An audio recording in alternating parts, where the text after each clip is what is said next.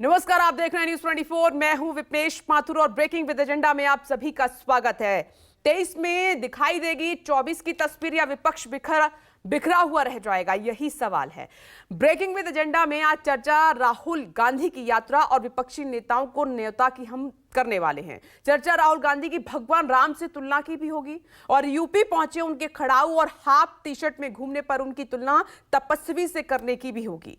चर्चा इसीलिए अहम है क्योंकि यूपी पहुंचने से पहले इस बार कांग्रेस ने राम का नाम जपना शुरू कर दिया है और साथ ही राम के राज्याभिषेक के लिए साथी राजाओं को न्योता देना भी शुरू कर दिया है। 2024 के इस राज्याभिषेक के लिए क्या साथी राजा यानी क्षेत्रीय क्षत्रप साथ आएंगे, ये भी बहुत बड़ा सवाल है। राहुल गांधी की यात्रा की तारीफ तो हर विपक्षी नेता कर रहा है, आप देख भी रहे हैं, सुन भी रहे हैं, लेकिन यात्रा में शामिल होने पर किसी ने अभी तक हामी नहीं भरी है।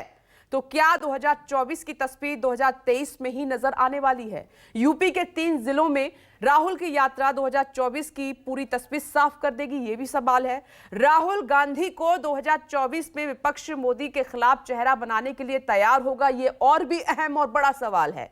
2024 में विपक्ष एकजुट होकर बीजेपी और मोदी प्रधानमंत्री नरेंद्र मोदी से लड़ेगा या फिर अपने अपने चेहरे को चमकाने के लिए फिर विपक्ष बिखरा रह जाएगा। और सबसे बड़ा सवाल, मोदी के सियासी आदमकद के आगे उनका जो कद है उसके आगे एकजुट होकर विपक्ष लड़ पाएगा? नीतीश की सियासी भविष्यवाणियों की थर्ड फ्रंट नहीं मेन फ्रंट बनेगा, सच हो पाएगा? यह भी देखना होगा। अखिलेश, मायावती, लालू प्रसाद यादव, नीतीश कुमार, ममता बनर्जी, केसीआर, नवीन पटनायक जैसे क्षेत्रीय क्षत्रप क्या कांग्रेस और राहुल गांधी के साथ आएंगे? और इसी मुद्दे पर करेंगे आज बड़े पैनल के साथ बड़ी चर्चा, बड़ी बहस। लेकिन उससे पहले यात्रा और न्योते पर जो बयानबाजी हो रही है वो सुन लीजिए। हमारी भावना है कि भारत जोड़ो, हमारी भावना है उसके साथ, लेकिन सवाल ये है कि बीजेपी हटाएगा कौन?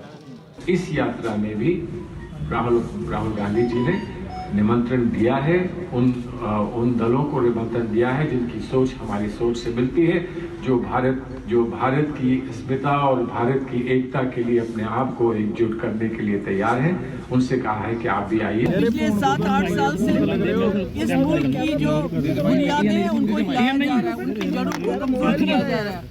और ऐसे में राहुल गांधी चले हैं इस मुल्क को जोड़ने के लिए, जो इस मुल्क की विरासत है उसको मजबूत करने के लिए हम उनको इसके लिए सलाम करते हैं। अभी हाल ही में हिंदू गंदा शब्द है, किस प्रकार से गीता जी की तुलना जिहाद से की गई, ये सारी चीजें कांग्रेस ने की। और अब एक बार फिर से सलमान खुर्शीद का ये वक्तव्य आया है। क्या सलमान खुर्शीद किसी और भगवान या किसी और धर्म के इष्ट के साथ किसी की तुलना कर सकते हैं? वो नहीं करेंगे और करना भी नहीं चाहिए। परंतु बार बार हिंदू आस्था पर इस प्रकार की चोट करना, ये कांग्रेस की मानसिकता को दिखाता है। किस प्रकार से कांग्रेस पार्टी बार बार वोट बैंक की राजनीति में हिंदुओं को दो गाली, हिंदुओं का करो अपमान ताकि चले वोट बैंक की दुकान, इस प्रकार से वो बर्ताव करती है। भारत जोड़ो यात्रा में कांग्रेस पार्टी ने कहा है कि तमाम बीजेपी विरोधी पार्टियों को वो आमंत्रित करेगी।